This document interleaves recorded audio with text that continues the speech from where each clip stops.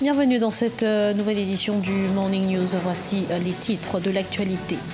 Kinshasa, capitale de la République démocratique du Congo, était en ébullition ce dimanche. La marche du comité laïque de coordination a été dispersée par les forces de l'ordre, faisant plusieurs morts et des dizaines de blessés.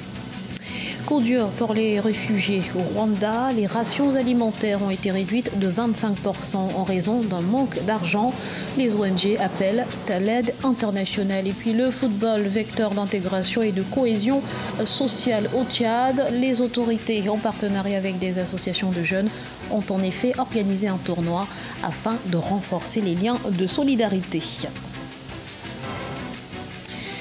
Je vous le disais en titre, la tension était à son comble ce dimanche à Kinshasa, capitale de la République démocratique du Congo. Et pour cause, le comité laïque de coordination a bravé l'interdit en maintenant sa marche contre le maintien au pouvoir du président Joseph Kabila. Une manifestation qui a dégénéré puisqu'elle a été violemment réprimée par les forces de l'ordre. Les observateurs annoncent plusieurs morts et des dizaines de blessés. Des centaines d'arrestations auraient également été observées. On écoute la réaction de l'abbé Marcel et Touamina, diocèse d'Inongo. C'est la consternation, c'est l'émotion, mais entre-temps ce sont des actes barbares d'une armée en débandade, d'une armée en déroute. Une voix de sage s'est élevée, on a pensé qu'il fallait en discuter, mais ça ce sont encore des confirmations qu'il y a médiocrité sur le terrain. Ce sont des confirmations de la médiocrité. Parce que on a bien dit, après, ils useront toujours de mensonges pour dire non, il n'y a pas eu de mort. Mais sur le terrain, on voit qu'il y a des morts. Là encore plus, médiocrité. Le christianisme libère l'homme. Le Christ est venu nous libérer. Depuis que le Christ est venu, nous sommes libérés, non pas du mal de souffrir, mais du mal de souffrir inutilement. Le peuple est en train de souffrir inutilement. Le peuple chrétien en prend conscience. Il y a eu des appels pour éveiller le peuple. Si le peuple est éveillé et il en prend conscience, il prend ses responsabilités en main, tant mieux que le Seigneur les aide à aller de l'avant. Parce que là, celui qui s'entête ainsi à tuer, le peuple fait bien maintenant de prendre ses responsabilités entre les mains. Moi, je pense qu'il se retrouve maintenant éveillé. Il trouve que maintenant, on en est au bout de la patience. On ne peut plus attendre et c'est une bonne affaire. Je les encourage. En Guinée, les travaux de construction d'un nouveau barrage hydroélectrique, le barrage d'Amaria, ont été lancés ce 19 janvier, situé dans la région de Kindia. Il s'agit de la 3e infrastructure du genre réalisée ces dernières années afin de satisfaire la demande en électricité.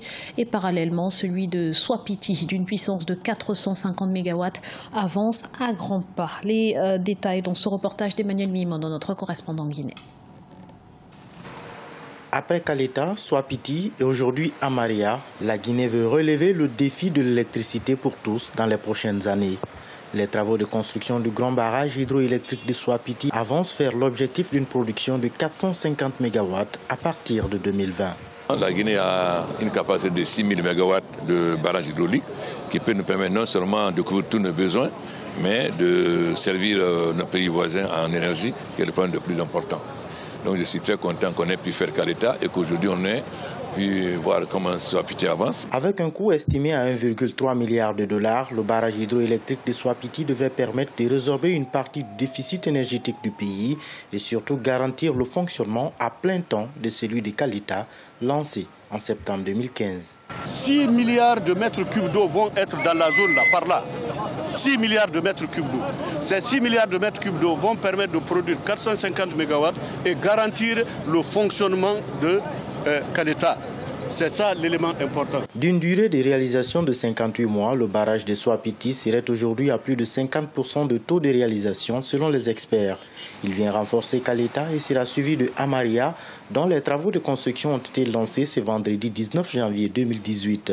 Objectif, porter le taux d'accès à l'électricité à 65% à l'horizon 2020.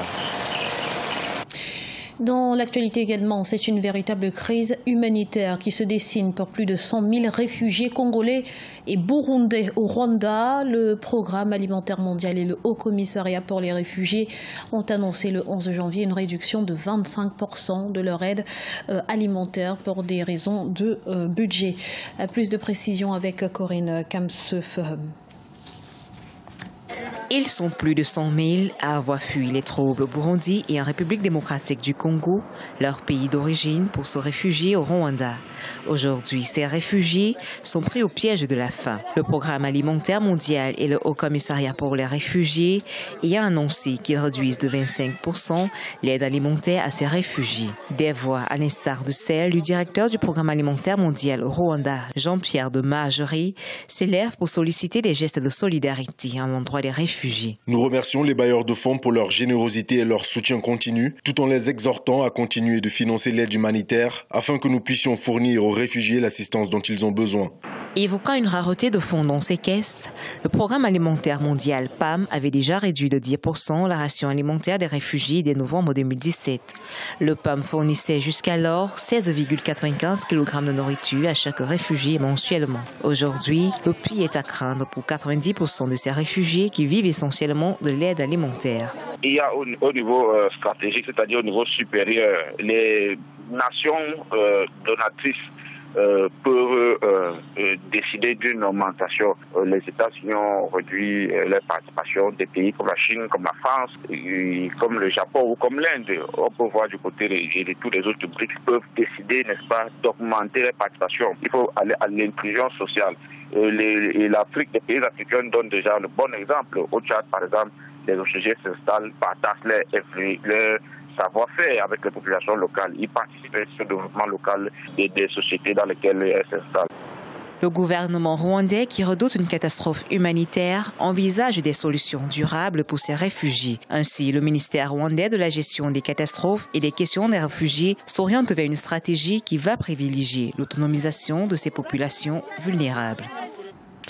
Au Tchad, afin de permettre aux jeunes des différentes localités de se connaître et pour une bonne intégration nationale, les autorités et les organisations de jeunes ont pensé à un tournoi de football. Voyez ce reportage de Mama Ramadan, notre correspondant au Tchad, commenté par Badawi Adidiatou. Au Tchad, les autorités nationales, en partenariat avec l'Organisation des jeunes, ont organisé du 20 au 22 janvier 2018 un tournoi de football en faveur de la paix. Objectif, permettre aux jeunes des différentes régions du pays de se brasser pour une intégration nationale effective et une cohabitation pacifique. Les compétitions se sont déroulées à Moundou, dans la région du Logone occidental, au sud du pays. Le sport est agréable, sain. Le sport unit mieux que toute autre matière. Le sportif, c'est un homme décisif et nous avons besoin des hommes décisifs demain pour notre pays. Le Tchad a besoin des gens qui doivent être prêts pour décider de son sort. L'avenir, c'est la jeunesse. Nous ne pouvons pas nous amuser avec nos jeunes et faisons l'effort de les encadrer davantage. Certains jeunes participants à ce tournoi de la paix et de la cohabitation pacifique sont satisfaits des compétitions et des brassages interculturels recherchés. Ils demandent aux autorités et à la Fédération tchadienne de football de perpétrer cette initiative sportive et culturelle en faveur des jeunes amoureux du ballon rond. C'est vrai, l'objectif de ce match est vraiment atteint. Ça nous a permis de se brasser et connaître mieux les jeunes du Logone oriental. C'est pour la deuxième fois maintenant. On a joué un match aller de leur côté. On a perdu si bien. Le football unit le peuple. Voilà, on est unis, on est soudés. L'objectif de ce match, c'est d'abord le brassage. C'est le brassage qui a rien entre d'abord les jeunes de deux Logone est atteint. Voilà, nous sommes une jeunesse lâchée, certes, mais ce match nous a permis de se connaître mieux. En marge des compétitions sportives, plusieurs conférences débats sur les thèmes en rapport avec la paix et la cohabitation des jeunes au développement socio-économique du Tchad ont été animées par d'éminentes personnalités politiques et de la société civile. Ce journal a été réalisé par l'ensemble de la rédaction. Merci pour votre fidélité. Dans un instant, une nouvelle édition de l'actualité sur Africa 24.